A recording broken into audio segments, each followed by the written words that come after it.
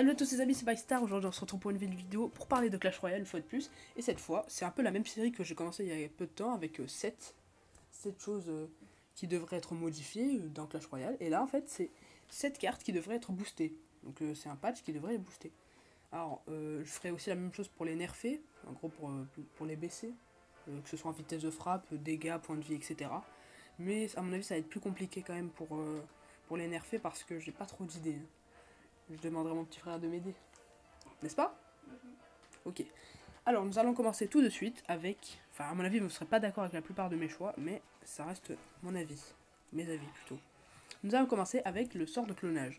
Clonage qui est une carte... Enfin, un sort très très peu joué, et je le comprends pourquoi. Vraiment pas le meilleur. Et en fait, son défaut, son principal défaut, malgré qu'il coûte très peu, 3, ben en fait, son défaut, c'est que le point de vie des clones est seulement de 1, et le bouclier, c'est pareil. Donc en fait, quand même que 1 point de vie, c'est pas grand chose. C'est-à-dire que vous pouvez contrer avec n'importe quoi. Ok, certes, si vous avez un squelette géant qui arrive à atteindre la tour, ça peut faire très mal d'utiliser le clonage, mais est-ce que vous voyez souvent un squelette géant réussir à atteindre une tour? Honnêtement, si vous êtes arène 2, arène 3, c'est possible, sinon je pense pas que c'est possible. Limite arène 4, mais là, franchement, c'est trop compliqué à un moment. C'est possible. Si Ouais. t'agresses des deux côtés. Ouais, c'est moi-même.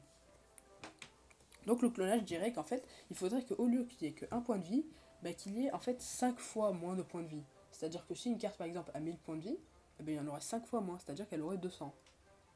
On y a pensé, moi et mon frère en même temps. Moi j'ai pensé qu'il devrait avoir plus de points de vie, lui il m'a aidé à trouver l'équilibrage parfait. Voilà, 5 fois moins. Ça pourrait paraître un peu cheaté, si c'est trop cheaté peut-être le monter donc à 4 élixirs, mais moi je trouve que c'est une bonne idée. N'hésitez pas à donner votre avis en commentaire. Ensuite, nous allons passer... Oh, il y a un nouveau. Ah non, il n'y a pas nouveau. Alors, maintenant, nous allons poursuivre avec les flèches. Les flèches, qui est pour moi une carte excellente. Vraiment une carte que je joue quasiment dans tous mes decks. C'est vraiment une carte géniale qui peut venir à bout facilement d'une princesse. Quelle carte? Les flèches. Une princesse, un gang de gobelins, une armée de squelettes, des gargouilles, une horde de gargouilles, des roquets, ouais, des roquets de lave, des gobelins à lance, etc. Et peut faire chier pas mal de choses. Donc les decks assaut, hein, ça perturbe assez les flèches, n'est-ce pas? Ouais. Oui, mon petit frère, on se combattait, il faisait des decks assaut et moi j'aimais bien mettre des flèches.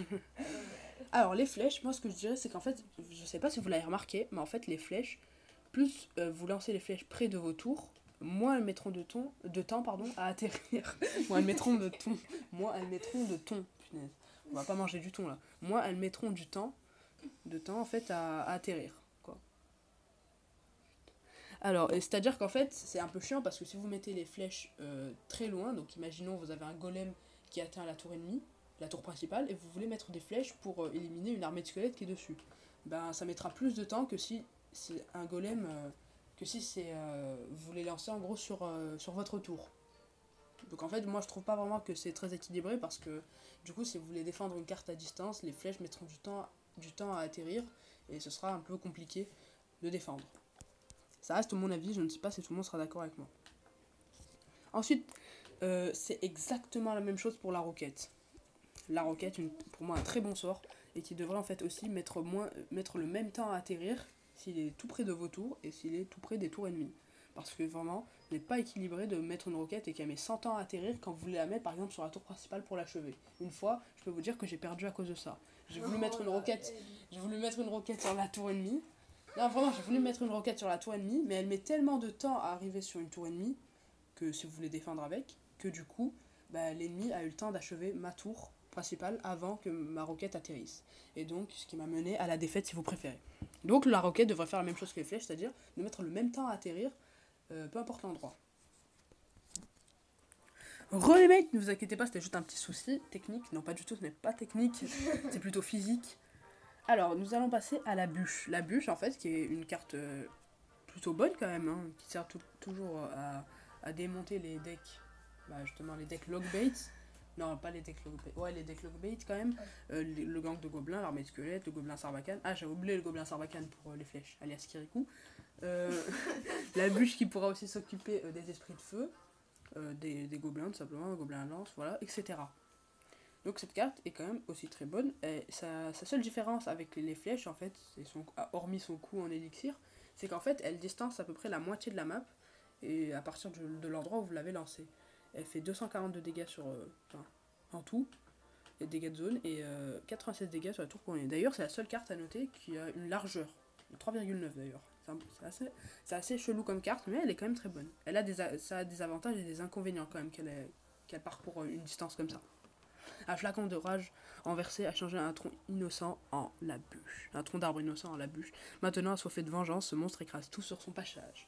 Pachage. Oui, ce monstre écrase tout sur son pachage. C'est écrit sur son pachage. Alors, sur son pachage. Il y a vraiment marqué ça. Non, sur son passage. Ensuite, nous allons passer à la boule d'œuf. Non, ça serait pas vrai. Nous allons passer. Juste la bûche. Quoi? T'as dit au moins le truc pour la bûche? Non, justement, j'allais le dire. Justement, et pour la bûche, en fait, le truc, c'est que attaquer l'aérien au moment où elle descend. Moi, avant, j'ai voulu souvent essayer ça. Genre, quand on place une bûche, elle tombe de haut, en fait. On dirait qu'elle tombe du ciel même. Et de là où elle tombe, ce serait bien que quand elle atterrit, elle touche, en fait, elle tue toutes les troupes en l'air. Enfin, pas elle les tue, hein, mais elle fait les dégâts, quoi. De la troupe en l'air. Elle les one-shot pas forcément, mais voilà, quoi. Vous avez compris, je pense. Si vous n'avez pas compris, me demandez-moi, je vous expliquerai plus en détail. Donc, ensuite, nous allons passer à une carte, à mon avis, très peu seront d'accord avec moi, c'est le PK. Le PK qui est une carte déjà très très puissante, qui fait énormément de dégâts, une carte que j'adore, vraiment que j'adore, de fou. Et en fait, cette carte a énormément de points de vie, au niveau 1, 2600, là je l'ai au niveau 4, et fait 678 de dégâts au niveau 4, au niveau 1 c'est 510, donc ça va quand même très très mal. Une carte épique, et en fait son défaut, c'est sa vitesse de frappe. Donc, un combattant de mêlée peu rapide, pourvu d'une épaisse armure. Impulsif mais sacrément oh putain, je sais même plus lire. Je voulais dire impulsif mais sacrément percutant, voilà. Il est impulsif, ok. Enfin, elle. Alors, vitesse de frappe 1,8 secondes, mais en fait ce serait plutôt, je dirais 1,6 secondes ou 1,5 parce que c'est quand même un petit peu lent. Il n'y a que 0,3 secondes de la majorité des cartes, comme la méga gargouille, le sorcier, non pas le sorcier, comme par exemple l'autre là, comment il s'appelle, le prince, voilà. Et le prince ténébreux aussi, mais pourtant ça fait la diff. Moi j'aurais bien voulu qu'il y ait 1,6 secondes, 1,5 secondes de vitesse de frappe. Ça fait largement la diff, comme la méga gargouille qui en avait 1,3 secondes de vitesse de frappe, maintenant 1,5, on sent largement la différence. Voilà, donc ça serait pas mal. Malgré que pour certains cette carte est cheatée, mais en tout cas c'est loin d'être le cas. Sachez-le. Ouais, mais quand même majoritairement plutôt apprécié, mais pas extrêmement joué quand même. Parce que assez facile à défendre, mais assez facile à protéger aussi. À soutenir, je veux dire. Passons à la tour de l'enfer. La tour de l'enfer, qui est une carte que je joue aussi, que j'adore. Par contre, je préfère quand même le PK. C'est une carte qui fait énormément de dégâts. Vous voyez, au niveau de 32 à 640, ça fait extrêmement mal. Et la vitesse de frappe est de 0,4 secondes. Ce bâtiment défensif fait rôtir ses cibles, leur infligeant des dégâts qui augmentent au fil du temps. Même les ennemis les plus imposants et robustes sont dévorés par ces flammes. Ok, bon, il y a juste Minecraft à côté, mon petit frère qui joue, là, qui vient me montrer un idiot de zombie, Creeper, qui était en train de sauter par un puits ou je ne sais quoi. Bref, ce n'est pas le sujet. La tour de l'enfer est une très bonne carte. En fait, la tour de l'enfer, elle a une vitesse de frappe de 0,4 secondes, c'est-à-dire que quand elle veut changer de cible, vu qu'elle n'a pas de dégâts de zone, ça n'existe pas une tour à dégâts de zone, et ben.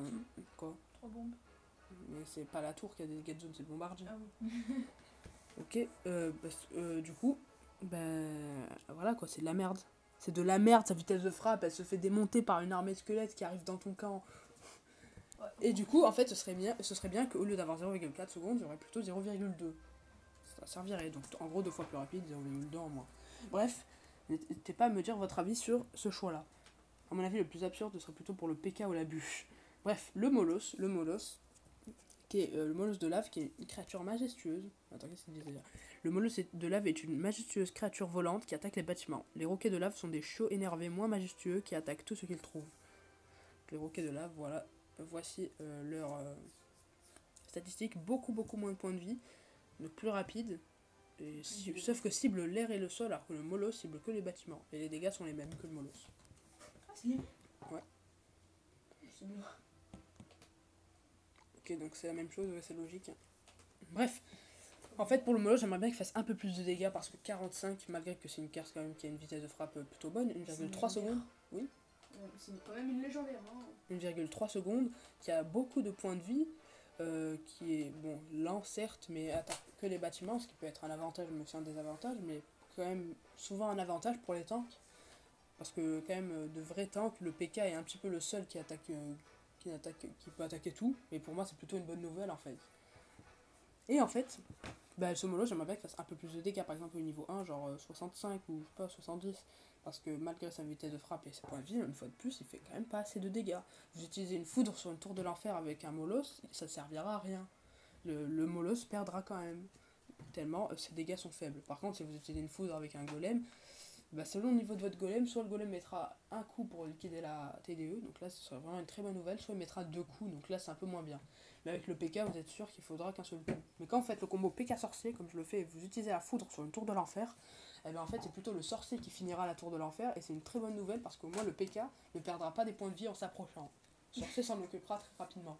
Bien évidemment, il y a la technique de mettre une armée de squelette ou une horde de gargouilles quand le PK est sur la tour, l'armée de squelette est bien plus pratique. Mais en fait, moi j'utilise le poison, donc ça marche pas. Bref, c'est un truc que j'ai inventé tout seul. Enfin, peut-être ça existait déjà, mais je ne l'ai jamais vu. Réfléchis tout seul. Oui. Mais je ne l'ai jamais vu. Je Un n'ai PK jamais. sorcier. Non, PK sorcier, c'est pas moi qui l'ai imaginé. Hein. Je l'ai trouvé sur internet. D'ailleurs, PK sorcier a un combo exceptionnel selon moi, même s'il se fait contrer très facilement parce que je ne peux absolument rien faire contre ceux qui jouent par exemple la roquette. Là, Ouais. là ça m'énerve parce qu'il y a un mec qui a utilisé à bout le feu, du coup j'en ai profité, j'ai fait PK sorcier, sauf qu'il m'a mis une roquette sur mon sorcier, et là j'étais dégoûté.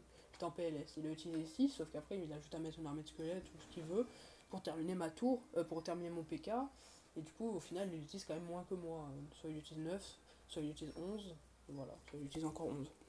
Et la dernière carte, c'est terminé, parce que si vous suivez bien, c'est 7 cartes et non 8. Bref. J'espère que cette vidéo vous aura plu. N'hésitez pas à me donner votre avis en commentaire. Une fois de plus, je vous le dis 150 fois. Voilà. 150 fois, t'as dit? Ouais, je l'ai dit 150 fois. Ou 180 peut-être. Aucun rapport. Bon, donc je vous laisse les mecs. À plus.